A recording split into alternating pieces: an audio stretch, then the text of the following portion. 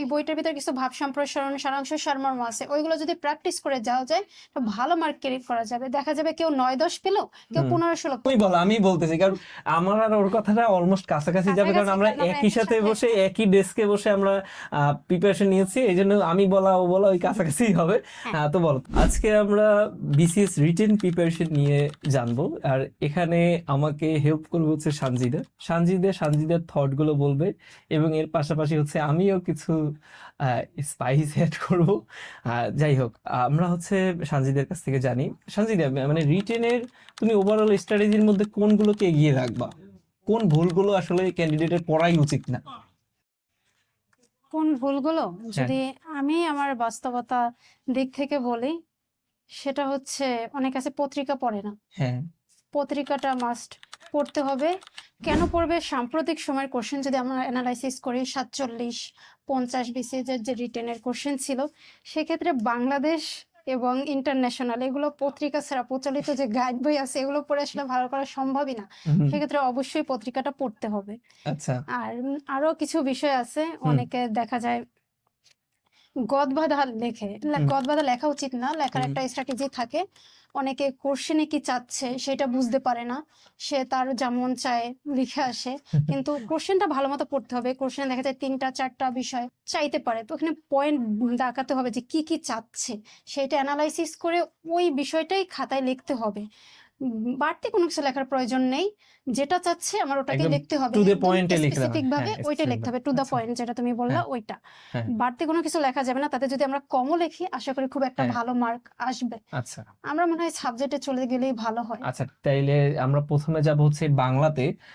বাংলা ব্যাকরণটা নিয়ে আগে বলো, বাংলা ব্যাকরণ রিটেনটা কিভাবে ভালো করা যায়, তারপর না হয় সাহিত্য নিয়ে বলবো। আমার আসলে একদম উইথাউট প্রিপারেশন আমরা করতেছি তো ভিডিও, আমার সিলেবাসে এরকম মনে নেই। আমাদের মনে হয় বাংলা বানানের একটা টপিক আছে, ও ক্ষেত্রে ছোট মনে হয় আমরা একটা বই কিনছিলাম। হ্যাঁ হ্যাঁ হ্যাঁ, প্রমিত বাংলা বানানের নিয়ম আছে একটা, বাংলা একাডেমি দিয়ে বের হয়, আমরা একসাথে কিনেছিলাম, মানে আমি ওর জন্য কিনে নিয়ে এসেছিলাম। বলো।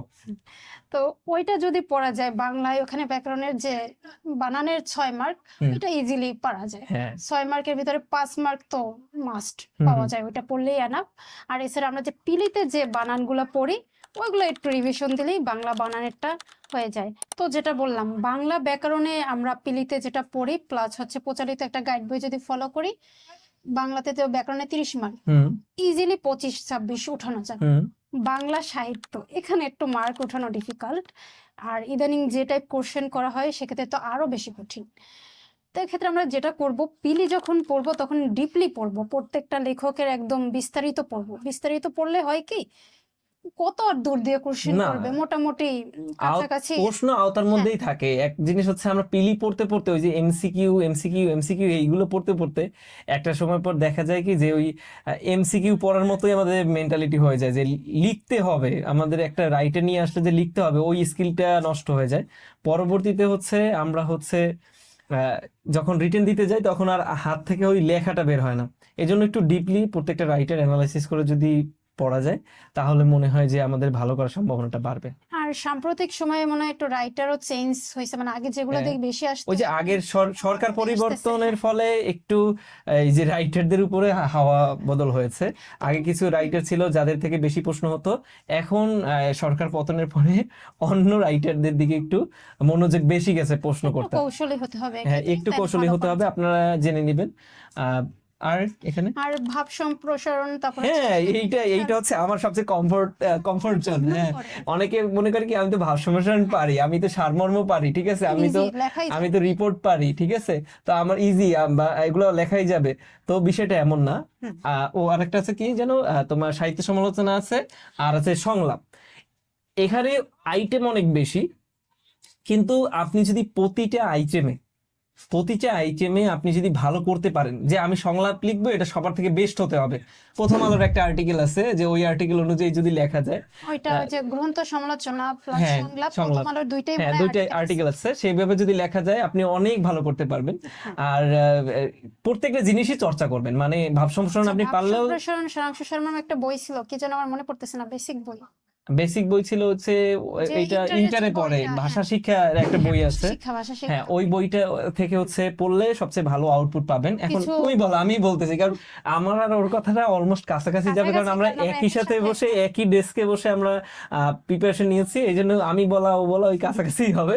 হ্যাঁ তো বলো, তুমি আর কিছু বলো। যে ভাষা শিক্ষা যে বইটা বললা, ও ক্ষেত্রে যে ওই বইটার ভিতরে কিছু ভাব সম্প্রসারণ সারাংশ সারমর্ম আছে, ওইগুলো যদি প্র্যাকটিস করে যাওয়া যায় তো ভালো মার্ক ক্যারি করা যাবে। দেখা যাবে কেউ 9-10 পেলো, কেউ 15-16 পেলো, ডিফারেন্স কিন্তু হিউজ। এখানে যে এই যে গ্রন্থ সমালোচনা, সংলাপ, ভাব সম্প্রসারণ, সারাংশ সারমর্ম, এখানেই তো অনেক মার্ক। তো এই যে ওখানে মানে 15-15 হচ্ছে 30, আর এই সাইডে মনে হয় আছে 40-70 মার্ক এখানে। তো 70 মার্কে যদি ভালো করে প্র্যাকটিস করা যায় 50 ইজিলি কিন্তু পাওয়া যায়। নতুন যে ক্যান্ডিডেট আছে সবাই হচ্ছে এই ভুলটাই করে, মানে তারা সবসময় গ্রামার পড়তে পড়তে জীবন শেষ করে দেয়, অথবা হচ্ছে সাহিত্য পড়তে পড়তে জীবন শেষ করে দেয়। দেখে অনেকেই এখন সাহিত্য আপনি যতই পড়েন রিটেনে, যতই রিটেনে পড়েন, আপনার দেখা যায় যে সব মিলিয়ে 2-3 মার্ক বাড়বে, কিন্তু আপনি যে 70 মার্ককে ইগনোর করতেছেন, এখানে যদি আপনি ফোকাস করেন দেখা যায় যে ওভারঅল আপনি অন্য ক্যান্ডিডেট থেকে 15 থেকে 20 মার্ক হেরফের করে দিতে পারবেন। তো এইটাই হচ্ছে নলেজ গ্যাপ, অনেকে আসলে এইটা ধরতে পারে না, হয়তো 2-1টা বিসিএস দেওয়ার পরে একটু ম্যাচুরিটি আসে সবার মধ্যে।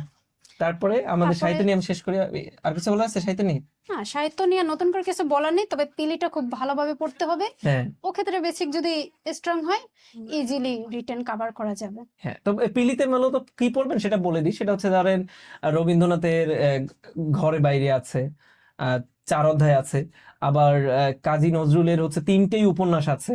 তো আপনি হচ্ছে ওইটার একটু ডিটেলস একটু জানেন, মানে ওই আসলে মৃত্যু ক্ষুধাটা কি নিয়ে লেখা, অনেক বেশি জানার দরকার নেই মৃত্যু ক্ষুধাটা কি নিয়ে লেখা, বা হচ্ছে শরৎচন্দ্রের কোনো গ্রন্থ আছে সেটা কি নিয়ে লেখা, বিখ্যাত যেগুলো। আপনি যদি পুরো পিলির যে বইগুলো আছে যেগুলো হচ্ছে বিখ্যাত, আমরা বারবার শুনছি, ওটা যদি মোটামুটি আপনি একটু ডিটেলস জেনে রাখতে পারেন, তাহলে আপনি রিটেনে যায় কোনো ধরনের আপনার চাপ হবে না।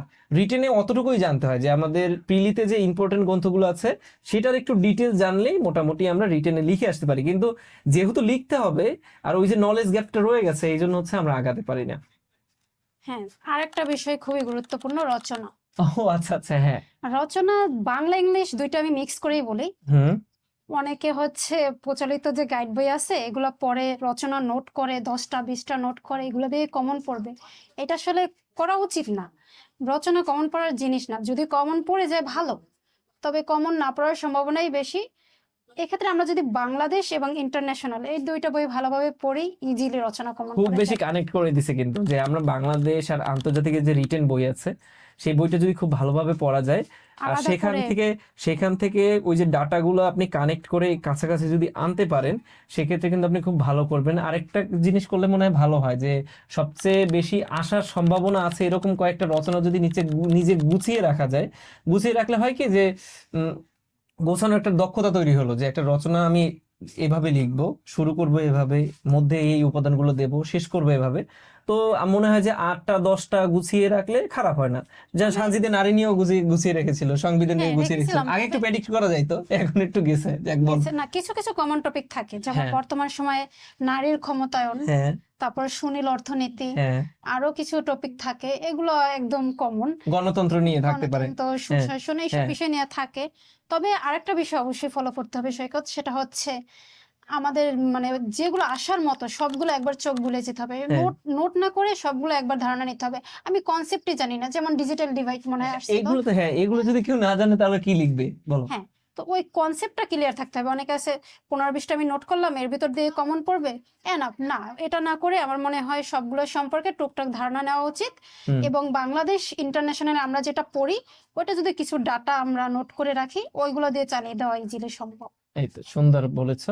এখন হচ্ছে ইংলিশের ক্ষেত্রে সানজিদা খুব ভালোভাবে বলবে, কারণ ইংলিশে সানজিদের অনেক উইকনেস ছিল, কিন্তু জানি না আসলে এত মানে কিভাবে ও ইমপ্রুভ করে হচ্ছে জেনারেল ক্যাডার পাওয়া ওই লেভেল থেকে অনেক বেশি টাফ, বাট হচ্ছে ইমপ্রুভ তো করেছে। আর এটাই হচ্ছে অনেকের যাদের ইংলিশে অনেক ভীতি আর দুর্বলতা, আমি মনে করি যে সানজিদা তুমি যদি অনেক ভালোভাবে ব্রেকডাউন করো যে কিভাবে তুমি আসলে রিটেনে ভালো করছো, আমি মনে করি যে আসলে ওদের জন্য অন্তত হেল্পফুল হবে।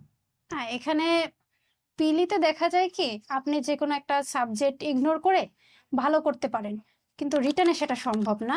রিটেনে প্রত্যেকটা সাবজেক্টে গুরুত্বপূর্ণ, আর ইংলিশে তো 200 মার্ক না, হ্যাঁ 200 মার্ক অনেক মার্ক। আর যারা জেনারেল ক্যাডার পায় এরা ম্যাক্সিমামই ইংলিশে ভালো করে। ইংলিশে ভালো করা ছাড়া জেনারেল ক্যাডার পাওয়া একদমই অসম্ভব।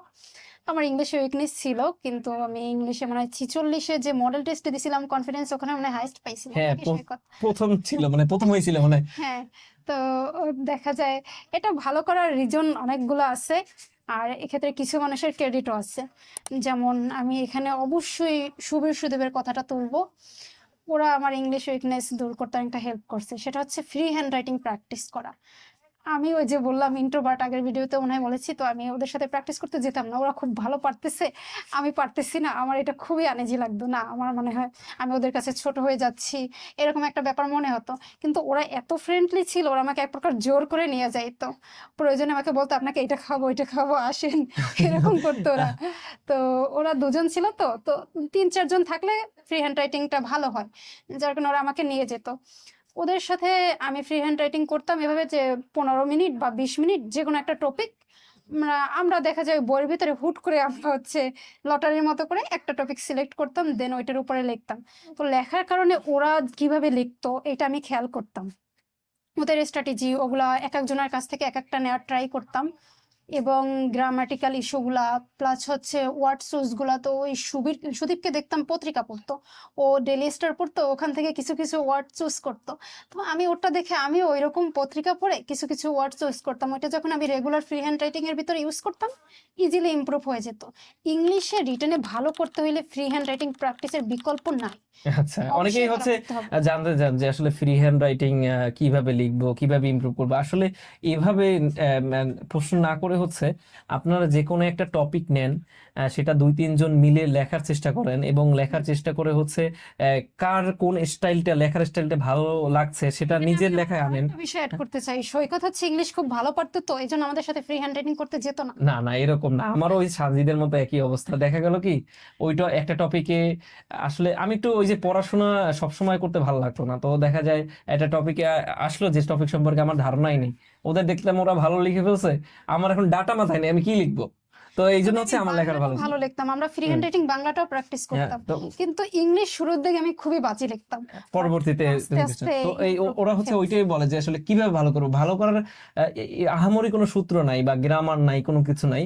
মূল কথা আপনি লিখতে যান, যে কোনো একটা টপিক নেন, যদি আপনার আশেপাশে কোনো মানুষ না থাকে আপনি নিজে লেখেন, চ্যাট জিপিটি দিয়ে চেক করে হচ্ছে চ্যাট জিপিটি কে ওই টপিকটা দেন, ও কিভাবে লিখছে আপনি কিভাবে লিখছেন, দুইটা কম্পেয়ার করে হচ্ছে বেটার করার ট্রাই করেন।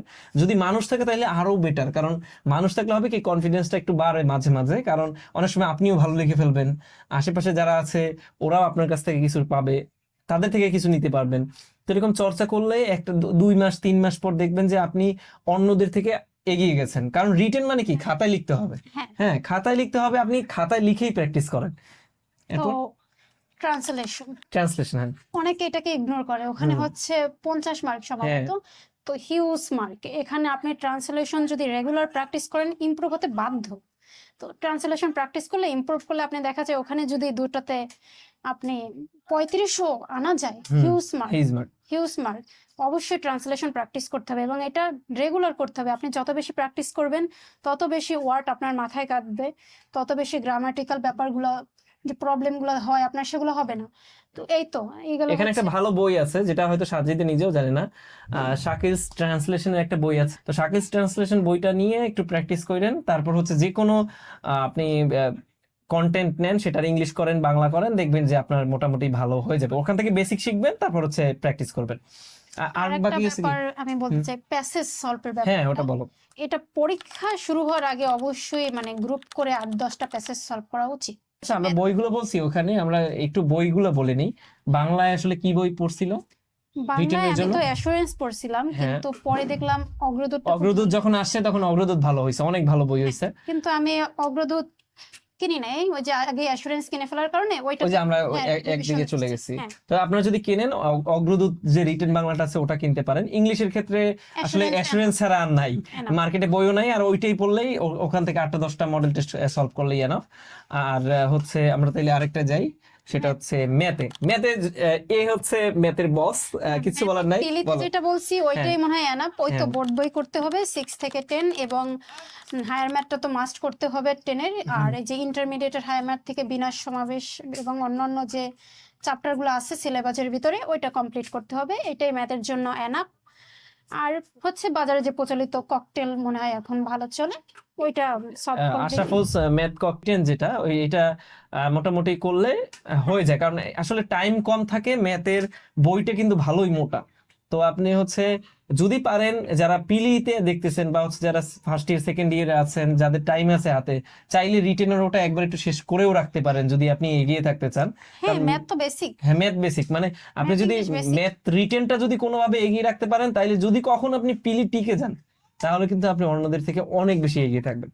আমাদের হচ্ছে যদি আমরা এই ইতে যাই, মেন্টাল এবিলিটিতে যাই, এখানে হচ্ছে 50 থাকে, বা ওই পিলি আর রিটেনের একই প্রিপারেশন এখানে। এখানে হচ্ছে কিছু খাইরুলস মানে মেন্টাল এবিলিটি, খাইরুলসের যে মেন্টাল এবিলিটি বইটা আছে সেটা পড়বেন, এবং পিলি আর রিটেনের যে বিগত সালের প্রশ্নগুলো আছে সেগুলো অ্যানালাইসিস করে পড়ে চলে গেলেই মোটামুটি কমন পাবেন। আর হ্যাঁ এবার আসি বাংলাদেশ এবং ইন্টারন্যাশনাল। হ্যাঁ এটা বলো, বাংলাদেশ বলো। বাংলাদেশে কিন্তু সানজিদা অনেক বেশি ইমপ্রুভ করছে। আচ্ছা, বাংলাদেশে আমি শুরুতে ভালো লিখতাম না, এটা আমার আস্তে আস্তে ইমপ্রুভ হয়েছে। এগুলো হচ্ছে জিকে যে সাবজেক্টগুলো বাংলাদেশ বা ইন্টারন্যাশনাল, এগুলো বেসিক ভালো না থাকলেও ভালো করা যায়, খুব একটা কষ্টকর বিষয় না। তো আমি যেটা করতাম, ওই যে অন্যরা কিভাবে লিখতো সেটা দেখতাম।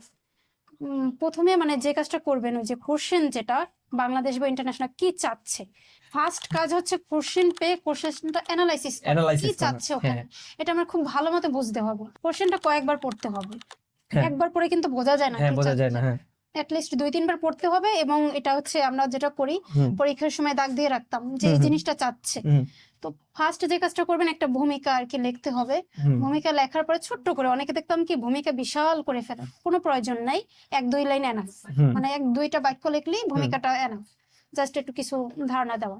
দেন আপনার মূল যে পয়েন্টটা চাচ্ছে সেখানে চলে যাবেন। রিলেভেন্ট যে ডাটা, এক্ষেত্রে পত্রিকা পড়বেন রেগুলার। আপনার যদি মনে হয় যে এই টপিকটার সাথে এই টপিক মানে পত্রিকার ওই ডাটাটা যায়, তখনই সেটা ইউজ করে দেবেন। যেমন আমি যেটা করতাম, আমি সিম্পল বলি, আমার নারী নিয়ে কিছু নোট ছিল, যেমন বাংলাদেশে নারীরা কতটা নির্যাতিত হয়, তারপর হচ্ছে যে হাইকোর্টের রায় ছিল 2019 সালে, বিভিন্ন শিক্ষা প্রতিষ্ঠান সহ অফিসে নারী নির্যাতন সেল টেল করা, এগুলো এই তথ্যগুলো আমি পত্রিকা দিয়ে নোট করে রাখতাম। এবং বাংলাদেশের যৌন নির্যাতন বা ধর্ষণের হার কত, এইসব বিষয়গুলো আমি হচ্ছে নোট করে রাখতাম। তো নোট করার কারণে নারী নিয়ে যখনই আসতাম এগুলো ইজিলি চালিয়ে দিতে পারতাম। শুধু নারীর ক্ষেত্রে না, বিভিন্ন টপিকে, যেমন আপনার অর্থনীতি, যে অর্থ বাণিজ্য থাকে সেখানে যে টপিক, এলডিসি হতে পারে, রেমিটেন্স ইস্যু হতে পারে, এইগুলো ব্যাপারগুলো ইজিলি আপনি যদি পত্রিকা থেকে ডাটাটা নোট করে রাখেন, ওইটা আপনি যখন পরীক্ষায় দেখবেন যে কোশ্চেন যে কমন পড়বে এমন না, যে কোশ্চেনটা আসলে যদি ওর ভিতরে ঢুকিয়ে দেওয়া যায় আপনি এমনিতেই ছক্কা ওখানে মেরে দিবেন। আমাদের হচ্ছে মানে খাত হচ্ছে 3টা না, শিল্প, সেবা, আর একটা কি ছিল, কৃষি। কৃষি। আমাদের কিন্তু 3টা খাত। কৃষির ক্ষেত্রে হচ্ছে অর্থনৈতিক সমীক্ষা মাস। ও আচ্ছা, অর্থনৈতিক সমীক্ষা যেটা আছে সব পড়তে হবে না, বাট হচ্ছে অর্থনৈতিক সমীক্ষা যদি আপনি একবার একটু চোখ বুলিয়ে যান, খুব ভালো লিখতে পারবেন। হ্যাঁ, ওখান থেকে কিছু আমি যেটা করতাম, অর্থনৈতিক সমীক্ষা, বাজেট, এগুলো থেকে কিছু তথ্য নিতাম। সব নেওয়া লাগবে না, মানে আপনার কমফোর্ট জোন, মানে রিটেন তো আপনিই লিখবেন, তো আপনার সব তথ্য তো দেওয়ার দরকার নেই। আপনি হচ্ছে আপনার কমফোর্ট জোন অনুযায়ী যে জিনিসগুলো মাথায় থাকে ভালো। সৈকত মনে হয় দেখছো, আমি মনে হয় ওই যে কৃষি নিয়ে যে অর্থনৈতিক সমীক্ষা, ওখান থেকে কিছু নোট নিয়েছিলাম। যেমন বিভিন্ন বিষয় নিয়ে যে কৃষি সংক্রান্ত যে আইনগুলো আছে, কৃষিতে বিভিন্ন ক্ষেত্রের অবদান, খাত ভিত্তি আমি লিখতাম। যেমন মৎস্য খাতে এত, তো এরকম করে লিখতাম যে মাছ নিয়ে কোনো কোশ্চেন আসলে ওখান থেকে ইজিলি দিয়ে দেওয়া যাবে, এরকম শিল্প, এরকম আলাদা আলাদা নিয়ে লিখতাম। আবার আরো কিছু বিষয় আছে, জলবায়ু পরিবর্তনও কিন্তু কোশ্চেনটা ওখান থেকে নিয়ে যাবে। আবার আমাদের যে সরকারের দারিদ্র্য বিমোচন যে পদক্ষেপগুলা, ওইগুলোও কিন্তু অর্থনৈতিক সমীক্ষায় থাকতো। যে বিভিন্ন ওই যে বিজিএফ বা বিভিন্ন যে প্রকল্পগুলো থাকতো, আমাদের ওই যে বিভিন্ন ভাতা, থেকে শুরু করে দারিদ্র বিমোচনের সরকারের যে প্রজেক্টগুলো সবগুলো ওখানে পাওয়া যায় একত্রে। ওইগুলো নিলে ইজিলি যে কোনো পরীক্ষায়, শুধু বিসিএস না, ব্যাংক সহ সকল পরীক্ষায় ওই ডাটা দিয়ে দিলে একটা ভালো মার্ক ক্যারি করা যায়। আচ্ছা, তাহলে আমাদের বাংলা নিয়ে মোটামুটি আমরা বলে ফেলছি, আর মনে হয় না বলার দরকার আছে। আচ্ছা, কিছু বাংলাদেশ নিয়ে আমরা বলে ফেলছি। এখন আমরা তাইলে বই নিয়ে কিছু, হ্যাঁ, বই নিয়ে বলতে পারো। বই কোনটা তোমার কাছে ভালো লাগছে? বই আমি যখন পড়ছি আমাদের সময় মানে ইউনিকটা একটাই ছিল বই, ওর কাছাকাছি ভালো বই ছিল না। তবে সাম্প্রতিক সময় মানে আরো কিছু ভালো বই আসছে। নেক্সট দেখলাম, নেক্সটের বইটা মোটামুটি বিগিনার হিসেবে যথেষ্ট ভালো ছিল। মানে আমরা কিন্তু একটা সময় পর কিন্তু আর বই ভালো লাগে না, আমাদের কাছে একটা বই ভালো লাগে না। বাট হচ্ছে শুরু যদি করতে চান সেক্ষেত্রে একটা ভুল বই বাঁচবেন না। সেক্ষেত্রে নেক্সটের একটা বাংলা আছে, আর্কেডিয়া একটা আছে, সেখানে বাংলাদেশের যে বইটা সেটা ভালো আছে। ইউনিকের বইটা এখন একটু খারাপ হয়ে গেছে, যে ওটা ডিটেইলস বেশি, অনেক বেশি ডিটেইলস আসলে ওইভাবে খাতায় প্রেজেন্ট করে না সাধারণত। তো খাতা একটু পয়েন্ট আকারে মানে কম সময়ের মধ্যে লেখার জন্য বইগুলো আপনি দেখলেই বুঝতে পারবেন। আমরা হয়তো সামনে যদি একটা বই সাজেশন, সামনে বই টই নিয়ে যদি আপনাদেরকে অ্যানালাইসিস একটা ভিডিও দিতে পারি, দিব না। আপাতত আমরা আন্তর্জাতিকে চলে যাই। আন্তর্জাতিক এক্ষেত্রে আমি যেটা করতাম, ওই যে বেসিক ভিউ যে এটা আছে, ওখানে কনসেপচুয়াল পার্টটা খুবই সুন্দর, ওইটা মাস্ট পড়ে ফেলবেন। সাথে সম্ভব হলে যে মিরাজের বইটা আছে, যেন বইটার নাম the anatomy of world politics, ও ক্ষেত্রে আবার বেসিক ভিউতে হয় কি, কনসেপ্টটা একটু মানে ছোট করে লেখা, তো কনসেপ্টটা আপনার ক্লিয়ার বুঝতে সমস্যা হতে পারে। সেক্ষেত্রে ওই যে মিরাজের ওই বইটা যদি পড়া হয়, কনসেপ্টটা ভালোভাবে ক্লিয়ার হয়ে যাবে। এক্ষেত্রে ওই বইটা যখন পড়বে তখন যদি কিছু নোট করে রাখে, কারণ রিভিশন দেওয়া অত বড় বই পরীক্ষার আগে সম্ভব না, ওই বইটার কিছু কনসেপ্ট যেটা নোট করে রাখলে একটা ভালো মার্ক ক্যারি করা যাবে কনসেপচুয়ালি। না, আমি যেটা করতাম, একটা লাল কলম নিতাম আর হাইলাইটার নিতাম, দাগাতাম, আর পরীক্ষার আগে আগে ওইগুলাই পেজ উল্টে উল্টে দেখে যেতাম। আমার কাছে নোট করাটা খুবই বোরিং মনে হতো। এই যে আমি ওই যে ধরো মিরাজের বইটা এমন ভাবে হাইলাইটার দিয়ে দাগাইছি যে 1 ঘন্টার মধ্যে আমি ওটা রিভিশন দিতে পারবো, কারণ ওইগুলো না দেখে আমি যাবো না, এরকম চিন্তা ভাবনা ছিল যে এই যে দাগ দেয়া আছে, এই দাগ না দিয়ে যাবো না। তো এই জন্য হচ্ছে আমার রিভিশন দিতে অনেক টাইম কম লাগতো। যাক, আমরা আন্তর্জাতিক নিয়ে বলে ফেলছি। আর আরেকটা হচ্ছে কনসেপচুয়াল বলছি না, এমপিরিক্যাল ব্যাপার আছে, প্রবলেম সলভিং আছে। বলো।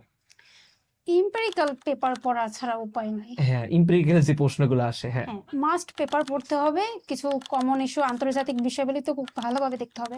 মধ্যপ্রাচ্য ইস্যু থেকে শুরু করে বাণিজ্য, অর্থ, এগুলো, এবং বাংলাদেশের সাথে রিলেটেড যেমন এলডিসি থেকে শুরু করে অন্যান্য যে ব্যাপারগুলো আছে, এগুলো পত্রিকায় ওই সময়ের যেগুলো আর কি হাইলাইট, এগুলো অলমোস্ট প্রেডিক্ট করা যায়। আপনারা মনে করতে পারেন, আপনারা যখন প্রিপারেশন নেবেন যে এইরকম প্রশ্ন আসছে কিভাবে, অ্যাকচুয়ালি পরীক্ষার আগে আগে 15 দিন, 20 দিন বা 1 মাসের মধ্যে যে ঘটনাগুলো হয়, সাধারণত সেই ঘটনাগুলোই ওখানে চলে আসে। আপনি যদি একটু পত্রিকায় ভালো মতো পড়েন আর যদি একটু বইয়ের দিকে খেয়াল রাখেন। আমি কি করতাম, পরীক্ষার শেষ দিকে এসে কিছু বই বের হতো রিটেন রিলেটেড, যেখানে হচ্ছে আন্তর্জাতিকের এই যে রিসেন্ট ইস্যুগুলো নিয়ে একটু একটু চুলছেরা বিশ্লেষণ দিত, তখন আমি ওইটা করতাম। আর মিরাজও হচ্ছে কিছু সাপ্লিমেন্ট বের করতো, সেটাও হচ্ছে মোটামুটি এফেক্টিভ ছিল। পত্রিকা বলে তার এগুলো পড়া লাগবে না, মানে আমি তো অলস মানুষ ছিলাম, তখন পত্রিকা কম পড়তাম, এই জন্য বইয়ের উপরে নির্ভরশীল ছিলাম। তাহলে এখন ইন্টারন্যাশনাল গেল, আমরা হচ্ছে বিজ্ঞান। আচ্ছা, বিজ্ঞানী অনেক ভালো বলবে সঞ্জিদা, কারণ হচ্ছে আলটিমেটলি বিজ্ঞানে প্রিলিতে হচ্ছে ছেড়ে দিয়ে আসলেও বিজ্ঞান ছাড়া তো ক্যাডার হওয়া সম্ভব না। কিভাবে বিজ্ঞান এত ইমপ্রুভ করলাম? বিজ্ঞান আমি 45-এ যখন ফার্স্ট রিটেন দিই, আমার বিজ্ঞান পরীক্ষা ভালো হয়নি, কিন্তু কোশ্চেন খুবই ইজি ছিল। এর রিজন ছিল আমি পড়তে পারি নাই। আচ্ছা, তো পরে হচ্ছে 46-এ টার্গেট করলাম, বিজ্ঞানটা খুব ভালোভাবে পড়তে হবে। আমি একটাই বই কিনছিলাম, সায়েন্স আওয়ার, ওইটাই বেশি চলে এখন, মনে হয় ককটেল অনেকে পড়ে। তো ওই বইটা আমি খুব ভালোভাবে পড়ছি, আর আমি মনে হয় সব থেকে বেশি টাইম দিছি বিজ্ঞানে। তো সবাই আমাকে লাইব্রেরিতে বলতো, আপু কি সারাদিন বিজ্ঞানই পড়েন নাকি? হিউজ টাইম দেওয়া হয়েছে ওখানে। বিজ্ঞান এবং ইলেকট্রিক যে পার্টটা আছে, ওখানে ভালো একটা মার্ক ক্যারি করা যায়। প্রিভিয়াস প্রচুর কমন পড়ে, তো অল্প কিছু কোশ্চেন আছে, ওইটা যদি পড়া যায় ভালোভাবে, ওখানে মানে 15 মার্ক আছে ইজিলি। ওখানে বিজ্ঞানের ক্ষেত্রে হচ্ছে কি, রিটেনে অলমোস্ট 80% প্রিভিয়াস প্রশ্ন থেকেই আসে। প্রিভিয়াস সব বিসিএস আসে না, যেমন আমাদের 44-এর মধ্যে বিজ্ঞানে একটু আউলফুল প্রশ্ন হয়ে গেছে, এবং 50-এ হয়তো 50 দেখিনি বলতে পারবো, তবে 46, 47 এই দুইটা বিসিএস 80 থেকে 90% 90% কমন। কমন। তার মানে আপনি হচ্ছে যে ব্যাকগ্রাউন্ডেরই থাকেন, যদি একটু মানে একটা বই নেন এবং সেটা যদি ভালো মতো পড়ে ফেলেন, আগে পড়বেন কি, আগে পড়বেন বিগত সালের যে প্রশ্নগুলো আছে সেই বিগত সালের প্রশ্ন একদম মুখস্থ করে ফেলবেন। সেকেন্ড হচ্ছে সিলেবাসে যে অংশগুলো আছে, সিলেবাসে যে যে আইটেমগুলো ওরা জানতে চায় সব সেগুলো, পড়বেন সব, হ্যাঁ আমি বাদ দেওয়ার পক্ষে না ভাই, ওইটা কারণ তো হচ্ছে ওইখানেই গেল। হ্যাঁ মানে তুমি যদি বিগত পড়ো তারপর যদি সিলেবাস পড়ো তাহলে সায়েন্সে আর কিন্তু আর কিছু নাই। সায়েন্সে ওর এনাফ। তবে অন্য কেউ যদি হ্যাঁ অন্য বইও যে বোর্ড বইগুলো পড়তে পারে ভালো, তবে আমার জন্য ওটা ডিফিকাল্ট ছিল, অত কিছু হ্যাঁ, পড়ার টাইম ছিল না, আমি ওইটা বারবার রিভিশন দিতাম এবং কম ভালোভাবে পড়েন, কম বোঝার, পড়ে হচ্ছে বারবার রিভিশন না। ভালোভাবে বোঝার ট্রাই করতাম, তো একটা ভালো মার্ক ক্যারি করছি। 46 এবং 47 দুইটাই বিজ্ঞান ভালো হয়েছে, এবং কি 50 যদি রিটেন কোশ্চেন হার্ডও হয়ে থাকে আমার মনে হয় বিজ্ঞান অতটা খারাপ হয়নি, একটা বেসিক হয়ে গেছিল পড়তে পড়তে। কোথা দিয়ে আইসিটি পড়বে? পার্টটা তো ওই যে আইসিটি পার্ট হচ্ছে পিলির চেয়েও সহজ আসে রিটেনে, এই জন্য হচ্ছে আপনার খুব বেশি প্যারা খাওয়া লাগবে না, খুব সহজে। ইলেকট্রিক পার্টটা একটু ডিফিকাল্ট লাগতে পারে, তাও হচ্ছে দেখা যায় হাতে গোনা কয়েকটা প্রশ্ন আছে, হয়তো 10টা 15টা প্রশ্ন আছে, যদি ওইগুলো পড়ে ফেলেন আর এখানে ঝামেলা হবে না। সেটার সাথে মিল রেখে যদি আপনি ইউটিউব থেকে কিছু ভিডিও দেখে নেন, দেখবেন যে প্রিপারেশনটা ভালো হয়ে গেছে। আমরা কি আর কিছু আছে এখানে? প্রিপারেশন হয়ে গেছে, মানে শেষ, মানে আমাদের বিসিএস সব কভার করছি সব সাবজেক্ট শেষ মনে হয়, তো আর নাই। আচ্ছা, তুমি তুমি তুমি কিছু যদি বলার থাকে বলো এই রিটেন প্রিপারেশন নিয়ে। আর যদি রিটেন প্রিপারেশন নিয়ে মডেল টেস্টে দিতে হবে, এইটা হ্যাঁ যথেষ্ট। এটা অনেকে হয়তো ইগনোর করতে পারেন, হয়তো বা আপনারা না বুঝে ভুলও করতে পারেন, কিন্তু মডেল টেস্ট অবশ্যই দিতে হবে। আর এই ক্ষেত্রে একটা সত্য কথা বলে দিই যে বাংলাদেশে যতগুলো কোচিং সেন্টার আছে যারা এক্সাম নেয়, মডেল টেস্ট নেয়, এর মধ্যে সব থেকে কোয়ালিটিফুল এক্সাম নেয় হচ্ছে উত্তরণ। কারণ হচ্ছে এক্ষেত্রে ওরা, আমি আরেকটা বিষয় অ্যাড করতে চাই, বলো। কনফিডেন্সের কোশ্চেন কিন্তু যথেষ্ট ভালো। কোশ্চেনের দিক থেকে কনফিডেন্স ভালো, আর খাতা দেখায় উত্তরণ ভালো। হ্যাঁ, আর উত্তরণ হচ্ছে রিটেনের খাতা। উত্তরণের রিটেন দেখার জন্য সেরা। আরো কি কিছু বলা যায়? কি বলা যায় বলো, সমস্যা নেই, বলো। পরীক্ষার স্ট্র্যাটেজি নিয়ে আমি কিছু বলতে হ্যাঁ চাই, সেটা বলো, শেষে করি। কিছুটা হ্যাঁ ভুক্তভোগী। হ্যাঁ। রিটেন পরীক্ষা রিল্যাক্সে দিতে হবে, হুম।